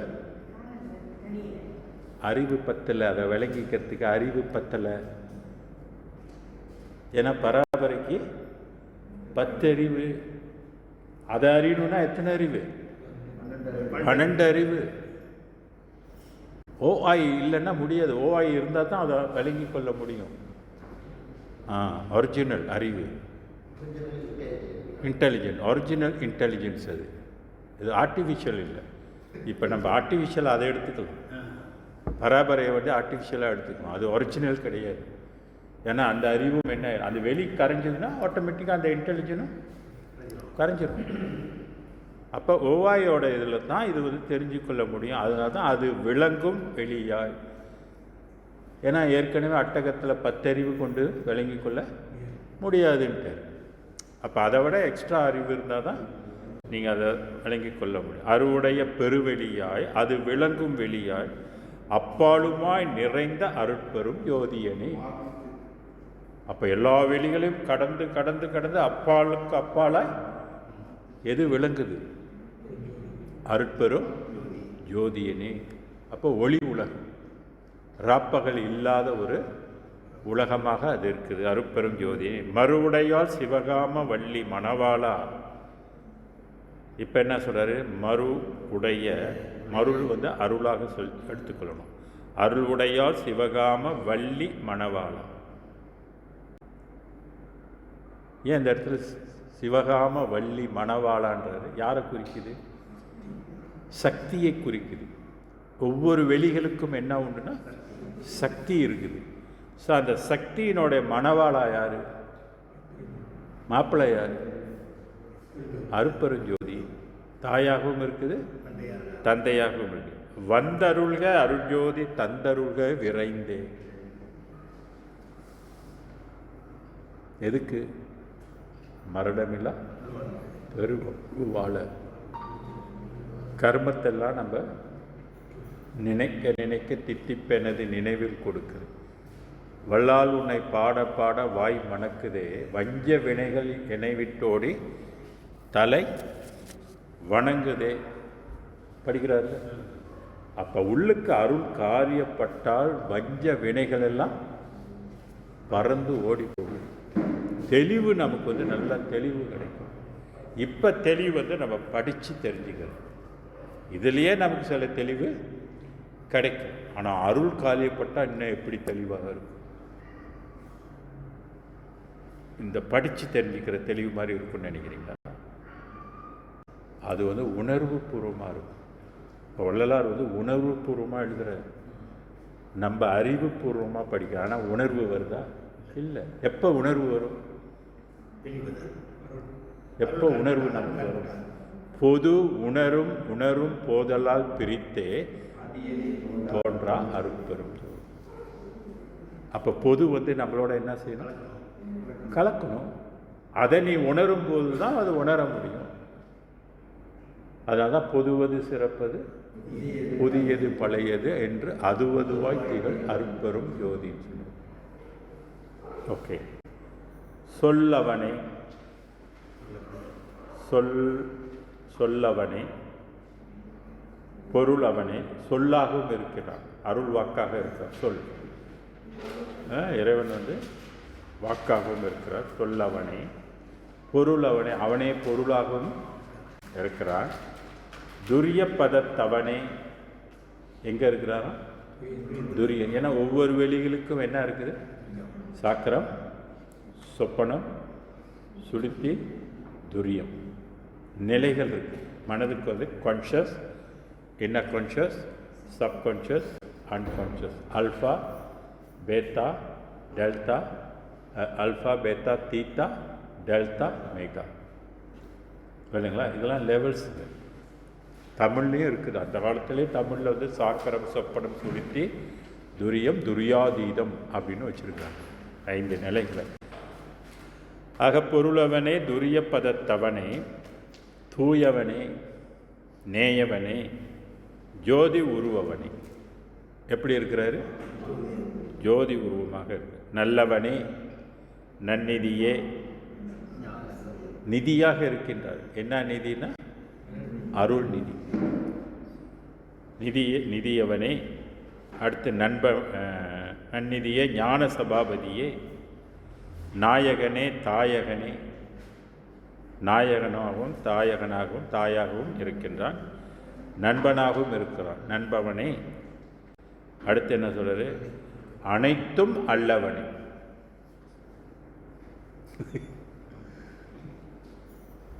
இவ்வளோ நேரம் இவ்வளோ சாட்டை போட்டிருக்கிறோமே, இந்த 3வதுக்கு கீழே உள்ள எதுவுமே அவனானா? அண்ட சராசரங்கள்லாம் அவன்தான். ஆனால் அவன் அண்ட சராசரன் அவன் அல்ல. அவன் அதுக்கு அப்பால் இன்னொரு அண்டமாக இருக்கின்றான். அதுதான் அல்லவன், அனைத்தும் அல்லவன். அடுத்து என்ன சொல்றது? ஆனவன். அனைத்தும் அவரு தான், ஆனால் அனைத்தும் அவரு இல்லை. இது எப்படி புரிஞ்சுக்குவீங்க நீங்கள்? உங்களுக்கு புரியுதா இது, இந்த விளையாட்டு? எல்லாம் அதுதான், ஆனால் எல்லாம் அது அல்ல. இருக்கு, ஆனால் அது இல்லை. வருவார், ஆனால் வர மாட்டேன். வரும், வராது. இருக்கு, ஆனால் இல்லை. இல்லை, ஆனால் இருக்கு. இப்படி நீங்கள் எப்படி புரிஞ்சிக்க போறீங்க கடவுளை?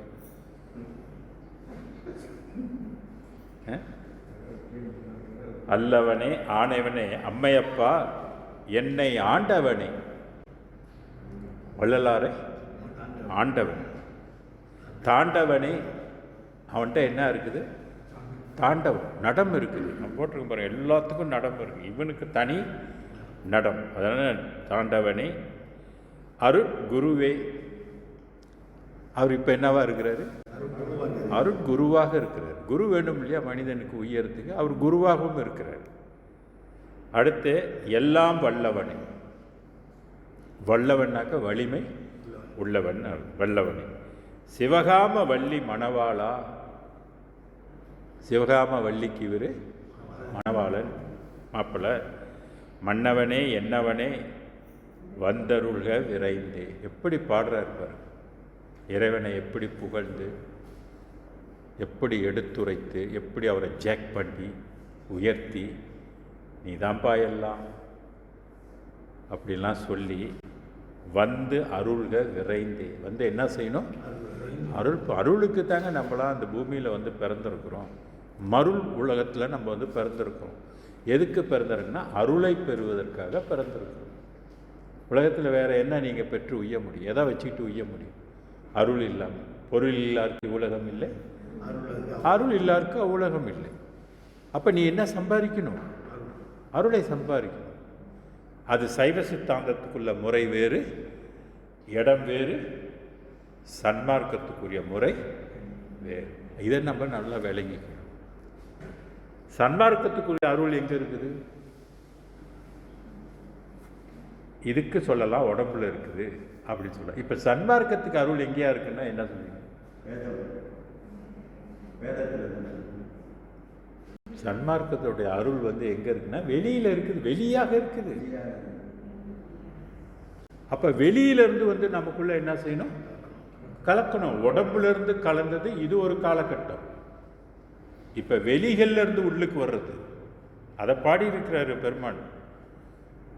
இறைவன் எங்கிருந்து வந்தான் எனக்குள்ள அப்படின்றது திருவடி புகழ்ச்சியா அதுல இருக்குது. தலைப்பு எடுத்து கொடுக்குறேன், அப்புறம் நீங்க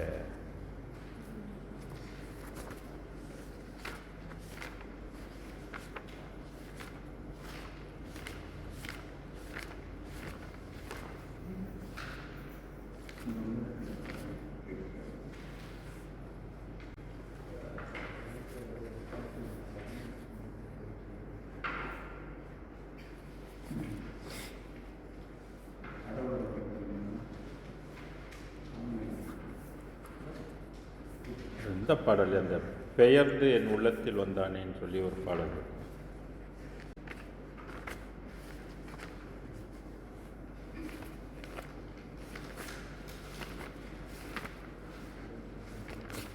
பத்து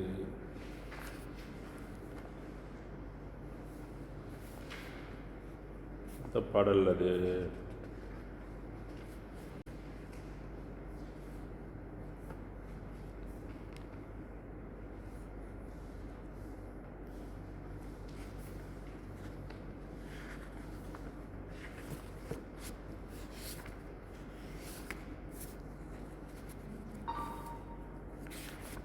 பரவாயில்ல, அப்புறம் பார்ப்போம். எங்க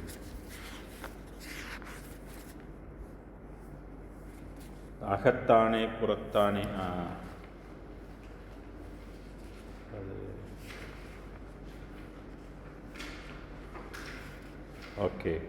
வரம்பில் வியப்பு தலைப்பு 156.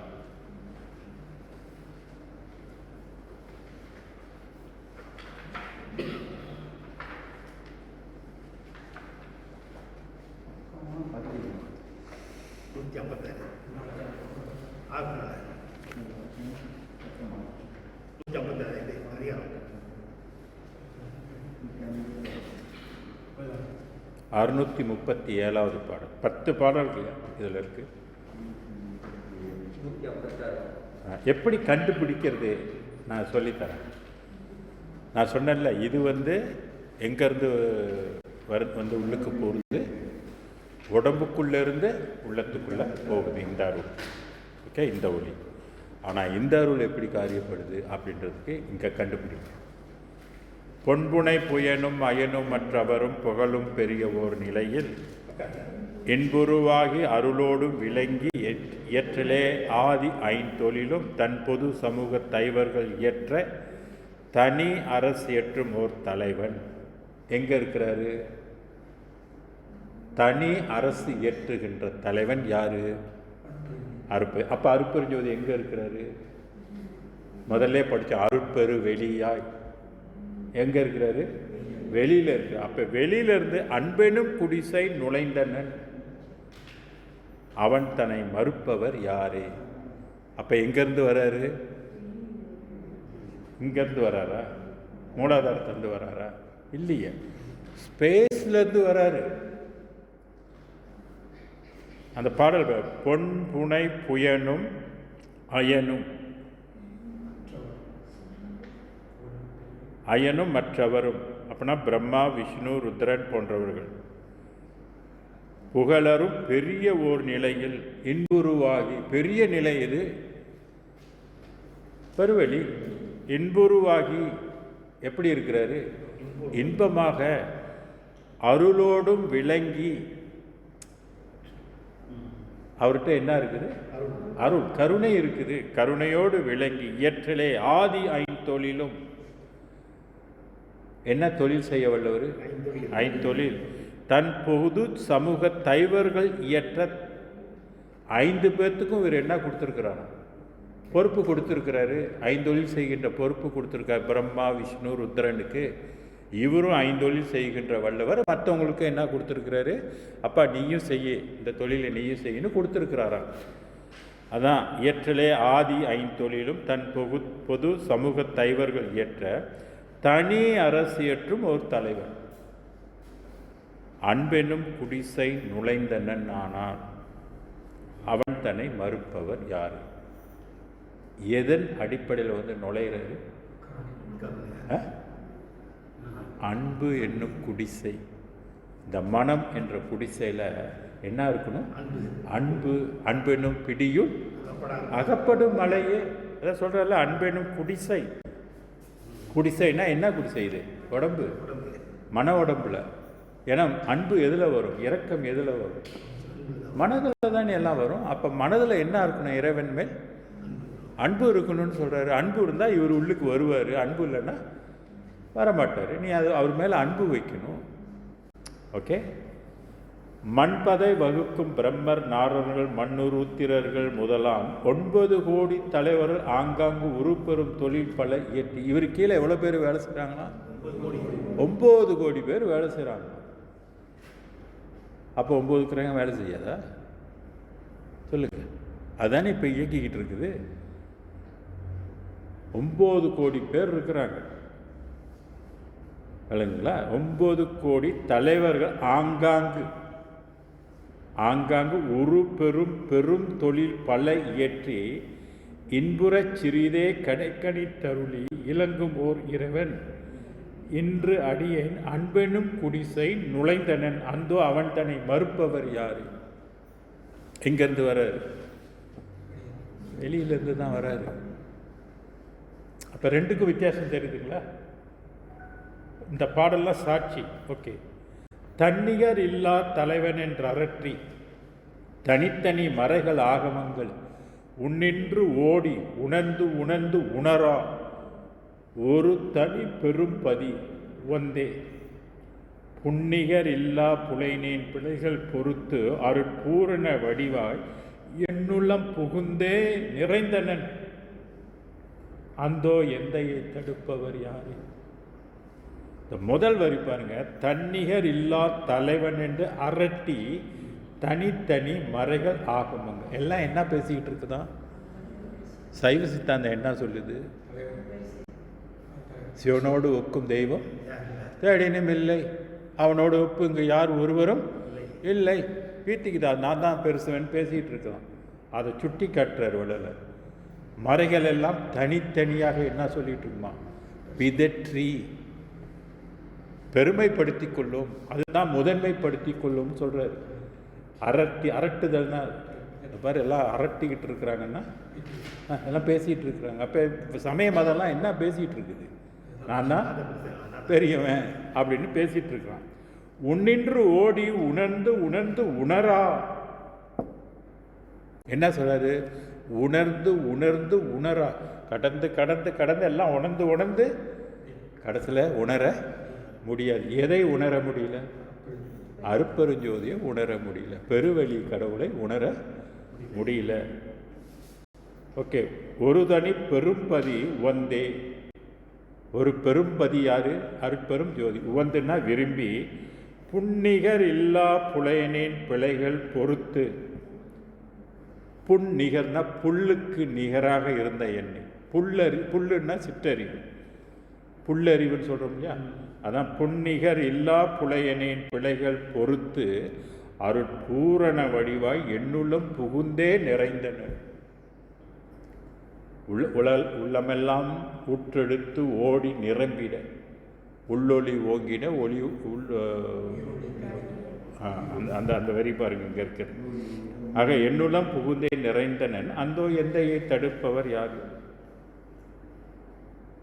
அப்போ நம்ம புரிஞ்சுக்கணும், இவர் இந்த அருள் எங்கேருந்து வருதுன்னா வெளிகளிலிருந்து தான் வருது. இது பாடியோட முடிஞ்சு போச்சு. சைவ சித்தாந்தம் பாடியோட. அதனால தான் வள்ளலார் வேண்டான்னார், விட்டுடுங்கப்பான்னார். காலில் விழுந்து சொல்கிறார், நீ இதை விட்டுடுன்றார். ஏன்னா அவருக்கு நல்லா தெரியுதுயா இது கேம் விளையாடுதுன்னு, முட்டாளாக ஆக்கி எல்லாத்தையும் வச்சுருக்குன்னு அவருக்கு நல்லா தெரியுது. ஆனால் எப்படியாவது நம்மளை புரிய வைக்கணும், காப்பாற்றணும்னு விரும்புகிறாரு. அது புரியலன்னாக்கா சைவ சித்தாந்தத்தை விட்டுருவானுங்களா? எங்கே பார்த்தா இன்றைக்கி கும்பாபிஷேகம் பூரா எது நடக்குது? எதுக்கு நடக்குது? அருட்பெருஞ்சோதிக்கா கும்பாபிஷேகம் நடக்குது? எதுக்கு நடக்குது? எல்லாம் எவ்வளோ லட்சக்கணக்கில் செலவு பண்ணிக்கிட்டு இருக்கிறாங்க. உயரத்துக்கா? ஒருத்தனும் உய்ய முடியாது. வச்சிருக்குது. நீ படித்து வா, தெளிஞ்சு வா, புத்தி தெளிவுபட்டு வா, என் கேமை நீ புரிஞ்சுக்கிட்டு வா அப்படின்னு அது வச்சிருக்குது. நீ புரியாமல் முட்டாளாக கிடந்தா அது என்ன பண்ணும்? எனக்கு வர்க்கம் பெருக்கி கொடு, வச்சிடுறோம். பந்த பாசத்தில் நீ கடை அப்படின்னு விட்டுட்டு அது பேசாமல் இருக்கும். அப்படி தான் நீ நடப்பு ஓடுது. நம்மளும் யோசனை பண்ணி பார்ப்போமே. கடவுள் என்ன காதல் வந்து சொல்ல போகிறாரா? நீ படித்து தெரிஞ்சிட்டு வா. பால்வகை ஆணோ பெண்களோ இருமை பாலதோ பாலூரா அதுவோ, இது என்னன்னு சொல்கிறது? இதை பால் வகையோ ஆண்பாலா பெண்பாலா? அதான் ஆணோ பெண்களோ இருமை பாலதோ. இருமை பால்னா போண்டானோ. பால் ஊறா அதுவோ, இது பாலில் ஆண்பாலையும் சேர்த்துக்க முடியாது, பெண்பால் இது சேர்த்துக்க முடியாது. 7 வகை ஒன்றோ? 7 வகை என்பது 7 வகையான பிறப்பு வகையில் இது ஒன்றோ? இரண்டதோ? அனாதி இயற்கையோ? ஆதியின் இயல்போ? மேல்வகை யாதோ? என மறைமுடிகள் விளங்கிட விளங்குமோர் தலைவன் மால்வகை மனத்தின் உள்ள குடில் புகுந்தான் வள்ளலை தடுப்பவர் யார்? வந்து எங்க புகுந்தாராம்? வள்ளல். வள்ளல் வந்து அவர் உள்ளத்துல குடி புகுந்தான்னு சொல்றாரு. அதை தடுப்பவர் யாரு? யார் தடுக்க முடியும்னு கேட்குறேன். ஓகே, இப்போ பாருங்க, வரம் பெறும் ஆன்ம உணர்ச்சியும் செல்லா. ஆன்ம உணர்ச்சி எத்தனை தத்துவம் கடந்துட்டா ஆன்ம உணர்ச்சி தெரியுங்களா?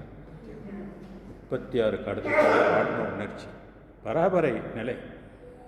ஆன்ம உணர்ச்சியும் செல்லா, வரும் பர உணர்ச்சியும் மாட்டா, பரம்பன உணர்ச்சியும் தானும் நின்றறியா, பராபர உணர்ச்சியும் பற்றா, உரம்பெற உணர்வார் யார் என பெரியர் உரைத்திட ஓங்குமோர் தலைவன் கரம்பெறும் கனி போல் என்னுளம் புகுந்தான் கடவுளை தடுப்பவர் யாரு? உணர முடியுமா? ஆன்மா உணர்ச்சி முடியாது, பரம் முடியாது, பரம்பரை முடியாது. அப்போ மத வெளியில் உள்ளவனுக்கு முடியுமா? பராபரையே முடியாதியா, உணர முடியாதுன்றாரு. அது பேரே போடுறாரு, பராபர உணர்ச்சியும் பற்றா. அதுக்கும் அந்த உணர்வை பற்ற முடியாது. உரம்பெற உணர்வார் யார்? உரமா யார் சொல்ல முடியும்? உறுதியா யார் சொல்ல முடியும்? நான் உணர்ந்துட்டேன், அருப்பெருஞ்சோதி நான் உணர்ந்துட்டேன்னு சொல்றதுக்கு யார் இருக்கிறான்னு கேட்கிறாரு. உரம்பெற உணர்வார் யார் என பெரியர் உரைத்திட ஓங்கும் ஒரு தலைவன். பெரியர்கள்லாம் கேட்குறான், எங்களுக்கு மேலே ஒருத்தர் இருக்கிறாரா? யார் அவர் அப்படின்னு கேட்கக்கூடிய ஒருவன் கரம்பெறும் கனி போல் என்னுளம் புகுந்தான். கரம்பெறும் கனி போல், கையில் கிடைத்த கனி போல் என் கையில் இறைவன் வசப்பட்டான்ற. படைத்திடல் முதல் 5 ஒளியில் புரிந்திலங்கும் பரம்பர ஒளி எல்லாம். பரம்பர ஒளி என்ன செய்ய முடியும்னு சொல்றார் பாரு. 5 ஒளியில செய்ய முடியும் பரம்பரம். எல்லாம் அணுவில் கிதற்றிட கீழ்மேல் நடு என காட்டா. அணு எல்லாமே அருப்பெருஞ்சோதியில் ஒப்பிடும் போது இதெல்லாம் ஒரு சிறிய அணு. கிடைத்திட கீழ்மேல் நடு என காட்டா கிளர் ஒளியாய் ஒளிக்கெல்லாம் அடைத்த காரணமாய். காரணம் கடந்த அருட்பெரும் ஜோதியாம் ஒருவன் கடைத்தனி சிறியேன் உளம் புகுந்து அமர்ந்தான் கடவுளை தடுப்பவர் யார்? அந்த பறைக்கும் தெரியாது, பரம்பரத்துக்கும் தெரியாது, பராபரைக்கும் தெரியாது. அப்படியாப்பட்ட ஒரு இறைவன் என்னுள்ளம் வந்து புகுந்தான். அப்போ அதான் சொல்கிறேன், பாடியோட இது சாம்ராஜ்யம் முடிஞ்சு. அதனால் இது வேண்டாம், இது செய்ய வேண்டாம். வாசி போயிடுச்சுனா இனி பண்ணிக்கிட்டு இருக்க வேண்டாம். அப்போ நீ கோயிலில் வச்சு இருந்துட்டு இன்றைக்கி அதை பழசை வச்சுக்கிட்டே ஓட்டிகிட்டு இருந்தால் என்ன அர்த்தம்